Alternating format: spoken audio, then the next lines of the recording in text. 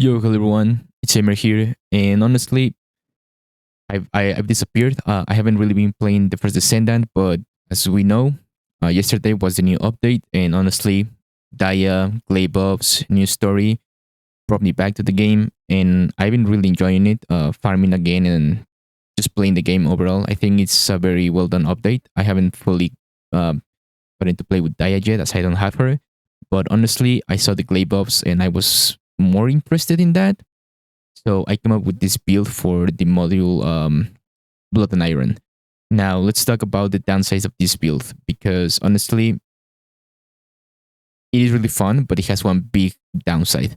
The big downside is that you need to always melee to get your blood orbs, right? Like your blood life, your custom resource. And that is kind of a problem because you don't get it with anything else. And even if you're playing public matches, your friends or whatever not get blood spheres for you. So it kind of sucks as you always have to prioritize getting those at the start. But honestly, it's not like a super deal breaker as you will see later in the video. But yeah, with that being said, let's get it right into the build. Okay, so here we are in my build page. Honestly, I'm going to explain how this works and then I'm going to show you in the laboratory what I mean. So the passive was changed because now we're going to be using mainly melee weapons for this specific type of playstyle. And what the passive does, as always, whenever you kill an enemy or hit an enemy with a melee weapon, you will trigger a life sphere, right? So the thing is that, as I explained earlier, we will need a lot of life spheres to keep our power of life and be able to cast our fourth skill. Our passive doesn't really like change that much other than now we trigger it with melee weapons. But as I mentioned, friends cannot trigger this for us, or at least I don't think they do. I have tried this in a lot of missions and I never seen them trigger them for me. So that's what it do. Now the first skill, Frenzied, it is pretty much kind of like changed to now it will give us melee weapon critical hit damage, melee weapon attack range, and movement speed increase amount. So like I mentioned, this is gonna be a melee heavy playstyle for Gley. So we're gonna be always having Frenzied active at all times. For increased sensory, it doesn't really change anything other than it adds critical hit damage to firearm, weak point 2, but we're not going to be using that, so we don't really care about that. But the thing here, it says additional damage on melee weapon attack, and as you can see, the skill power times 2000, right? Obviously your melee weapons will hit harder, but it's not like super broken, or at least I don't think it is. But honestly, we're not going to be focusing that much on the melee weapons either, other than for the final bosses. And this is the one skill we want to use. If you ever played Warframe, you know there's a Warframe called Mesa. What Mesa does is that you use your ult and you just shoot everyone on sight. This kind of works similar. However, as far as I noticed, this doesn't work towards the enemies on your back. And it works like a cone. I will show this in the laboratory so you don't get confused. However, this is not like a duration based skill, as you can only cast it, like you cast it once, you consume power of life, then you wait for the cooldown and you cast it again, right? But it is really powerful because, as you can see, it almost has a 5000 skill power modifier. Plus the skill critical hit rate increase is 100%. Like we literally always critical hit with this thing, right? So as far as the build goes, obviously Blood and Iron, we're gonna be using front lines for the critical hit damage, HP amplification, because since we're gonna be using our melee weapons, we need to be tanky or we're gonna be destroyed by everything. Your Transcendant, your Ancestor module, honestly, depends up to you. I have this really like whatever one. I have cooldown and critical hit damage. That's what I want. Obviously, duration up to because of my increased sensory, so it's a really good role for me. And we're not going to be using singular, so I don't care about singular. Amplification control for the range, MP conversion for cooldown, skill cooldown, obviously, nimble fingers, maximize conservation for the skill cost, because even though these kind of scales with how much HP you have consumed overall, it gives additional skill power. Honestly, it's way better if it doesn't cost a lot of power of life so that you can spam it more, right? So honestly, skill cost way better. Power increase because is a ton of damage that you're missing out if you don't use power increase. I already tested it. Skill expansion for the range and skill concentration for the critical hit damage, right? So for the arc tuning, I'm running this. I don't think there might be something more broken, but this is what I'm running, honestly. We're gonna be going 2 with HP because, like I said, we need HP. All the way to the right side to get the enhanced skill power. All the way up to get the critical hit damage, because this does actually make a difference in the 4 skill. So we want to at least get these two. We're skipping the enhanced cooldown, and we're all going all the way up until the non-attribute cohesion. Honestly, this is whatever, right? We're gonna be killing like a lot of mobs, so we're always gonna be triggering this. So I don't really know if there's like another better option, but this is what I have so far.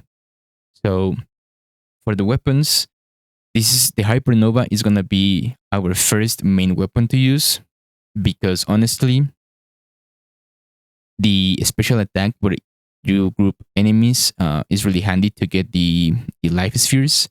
And obviously our boss killing weapon is gonna be Deus Ex Machina. As far as the reactor and external components goes, the reactor, I have skill critical hit damage and skill cooldown, because like I mentioned, we want to kind of spam our 4 skill, but honestly, I don't really think like anything should replace this. This is what I'm running with. And for the external components, I'm running 2 Ascending Armory for the skill cost reduction and 2 Enlightened Mage for the skill power. You can replace this if you wanted to with... Honestly, I don't really think there's anything other than maybe the Hunter processor for the skill cooldown if you wanted that, but probably just better to get a little bit of skill power instead of cooldown. So that's it for the build. I'm gonna show you on the laboratory and on the new action dungeon, right? Okay, so how does the build works? Very simple. You get your resource and then you just press 4. And as you can see, that will kill everyone. Now, like I mentioned, it's only on the enemies in front of you. If they're behind, you won't hit them. You see what I mean? So that's a downside. You need to position yourself on an be able to see everything, and you will hit everything, right? Doesn't matter, as long as you have them in front of you, you will hit them always. Now, like I mentioned before, since we are dependent on our melee weapons, pretty much what I want to do is gonna be like just use our thingy. And as you can see, we are regenerating custom resource, but also melee attacks will help us with that. Plus, when we kill them with melee weapon attacks, they will drop them also. And that's pretty much the loop gameplay of this build. And I will show you guys now in the dungeon. See you guys in another video. Please, peace.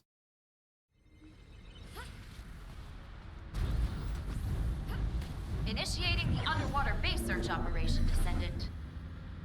Multiple Vulgus approaching from the front. Neutralize them.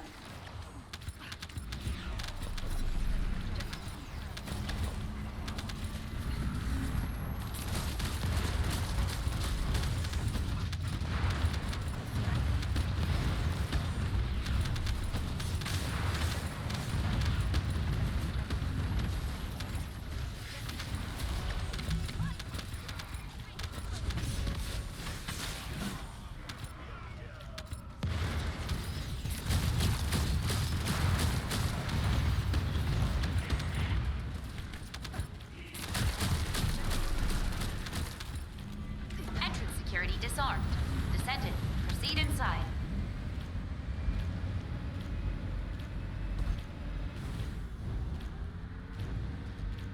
Descendant, destroy the device up ahead.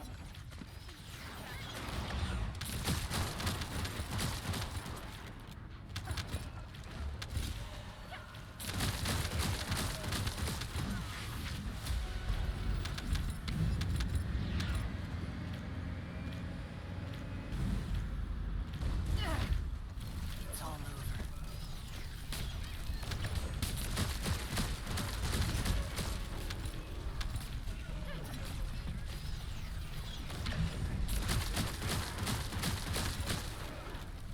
Multiple Vulgus signals detected in the operation zone. Proceed with caution.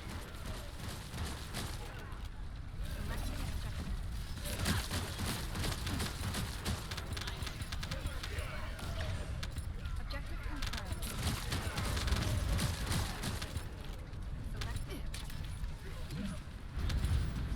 We're detecting multiple Vulgus signals.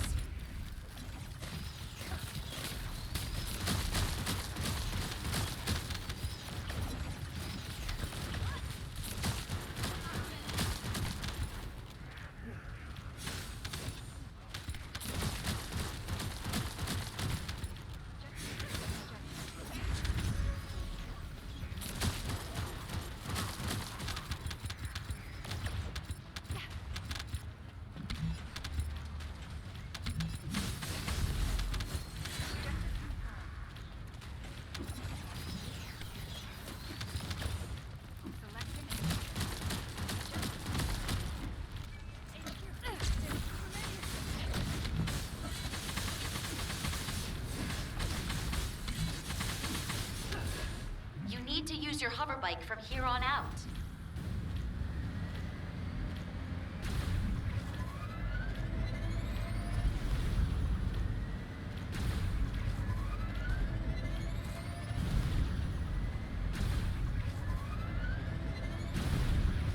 Descendant, massive energy signal detected inside the laboratory. Be careful.